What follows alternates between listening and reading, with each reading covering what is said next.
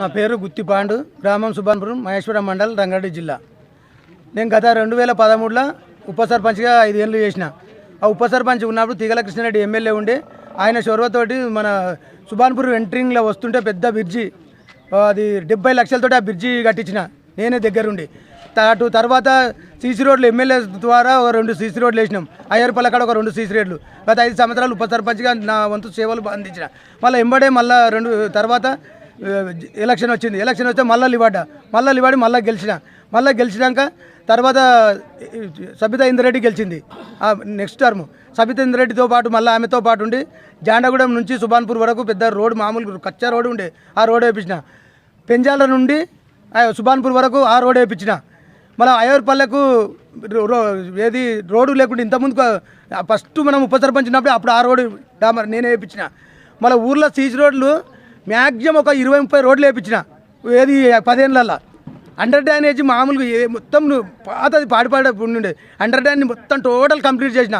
ఇప్పుడు పెద్ద డ్రైనేజ్ మీన కొత్త ఇళ్ళలో మొత్తం లైన్ పడి ఇండ్లు ఉన్నాయి.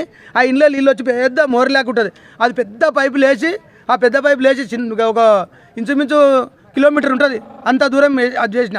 ఇప్పుడు శ్మశాన వాటికే కట్టించిన, డంపింగ్ యార్డు, క్రీడా ప్రాంగణం, మా ఊళ్ళో ఒకటి కోటమశమ్మ గుడి లేకుండా గుడి కట్టించిన. ఇప్పుడు నెక్స్ట్ పోషమ్మ గుడి ఉంది, ఆ పోషమ్మ గుడి కట్టిస్తా. పాండ్రంగన్ గుడి పెద్ద గుడి, మామూలుగా 60-70 లక్షలతో కూడుకున్న గుడి. నా వంతు నేను ఇచ్చి ఇళ్ళతానో చందాలు వసూలు చేసి అన్నీ వసూలు చేసి దగ్గరుండి ఆ గుడి కట్టించిన. ఇంక ఇప్పుడు ఒక పోషమ్మ గుడి బ్యాలెన్స్ ఉంది, అది కూడా కట్టిస్తా.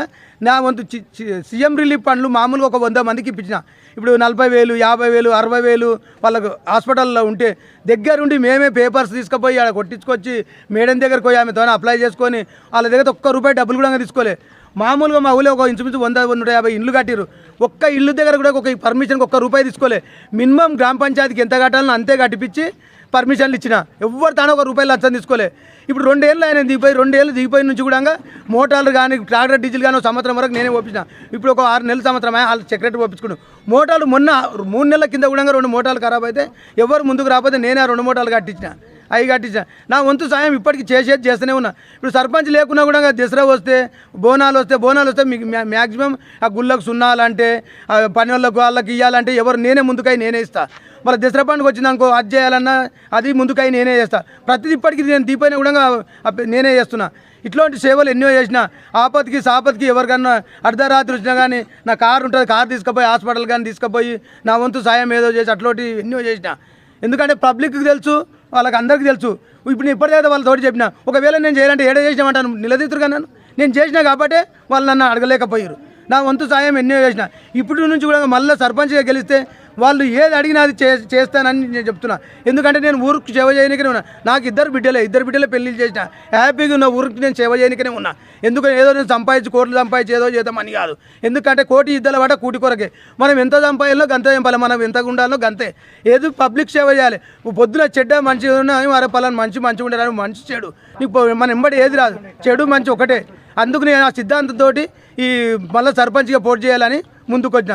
ఇది తప్ప నాకు ఎలాంటి ఉద్దేశం లేదు, ఏది లేదని మీకు మనవి చేస్తున్నాను. మా గ్రామంలో యువతకు పిల్లలు అందరూ ప్రైవేట్ స్కూళ్ళలో పోతారు. తల్లిదండ్రులు కూలి చేసి ప్రైవేట్ స్కూళ్ళలో పోతారు. నేను ఊరు ఇంటింటికి తిరిగిన గవర్నమెంట్ స్కూల్లో చదువుకోరి, బుక్స్లు ఫ్రీ, బట్టలు ఫ్రీ, అన్ని ఫ్రీ అని చెప్పిన. వాళ్ళకి టై బెల్ట్ బూట్లు ప్రైవేట్లు ఇస్తారు, ఇది ఇయర్ అంటే ప్రైవేట్ నా సొంత డబ్బులు పెట్టి ఇప్పించిన. ప్రతిసారి ఏదో ఓటీ వాళ్ళకి చేస్తా. యువత కూడా ఏమైనా బస్సు అంటే బస్సు కూడా మ్యాక్సిమం తిరిగినాం. అదే కలెక్షన్ రాక కొంతమంది 2-3 రోజులు నడిపి కలెక్షన్ ఎక్కబోయాక వాళ్ళు పోతున్నారు. యువత ముందుకు వచ్చిన వాళ్ళు కూడా వాళ్ళకి ఎలాంటి సాయం చేయాలని అది చేస్తున్నాం. ఎవరు ఆ సాయం ఎప్పుడు వస్తుందో ఏం కదా చెప్పలేము కదా. వాళ్ళకి ఏదో వచ్చినా అన్నిటికీ ముందుకున్నా. ఏ ఒక్కరికి చేయాలని చెప్పు. మా శ్రీశైలం అంటే అయినా నేను ఎంబడి ఉండి వీనే ఒక కారు ఉంది, నాకు ఒక కారు ఉంది. ఎవరికి ఆపద వచ్చినా కాలరా తీసుకొని పోతాం చేస్తాం.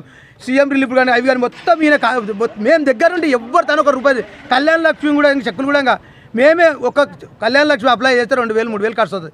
ఏ ఒక్కరు తాను 1 రూపాయి తీసుకోలేదు. మేము పైసలు డబ్బులు పెట్టుకొని చేయించినాం.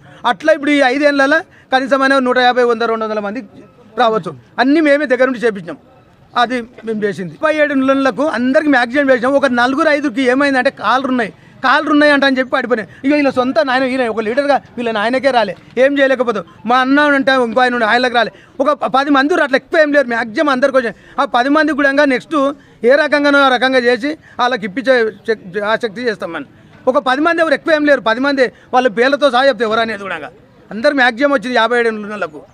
ఏళ్ళు పడనోళ్ళవి ఉప సర్పంచ్ ఉన్నప్పుడు 5 ఏళ్ళు, మొన్న సర్పంచ్ 3 ఏళ్ళు తెప్పించా. 5 ఏళ్ళు మొన్న నేను దిగిపోయినాకనే అందులో నువ్వు రావద్దంటే అప్పుడు పక్కకు తప్పుకున్నా. ఇంటింటికి పోయి ఒక 20-30 మంది ఉంటారు. ఆ డబ్బులు తీసుకొని వచ్చి సెక్రటరీ వెళ్ళిపెట్టాలి, నేను వెళ్ళిపెట్టాలి. తీసుకొని వచ్చి వాళ్ళ ఇంటికి పోయి ఇచ్చేది. బాగా తెచ్చిచ్చాను, నీకు 200 ఇస్తా, 300 ఇస్తాడు, పైసలు ఇస్తాంటే నేను మళ్ళదేనని చెప్పిన. నాకు డబ్బులు అవసరం లేదు, మీకు సేవ తెలుసుకుని మీకు ఇస్తే తీసుకో, అట్లాంటినే నేను తెస్తా అంటే ఒక్కరి దారి 1 రూపాయి కూడా తీసుకోలేదు.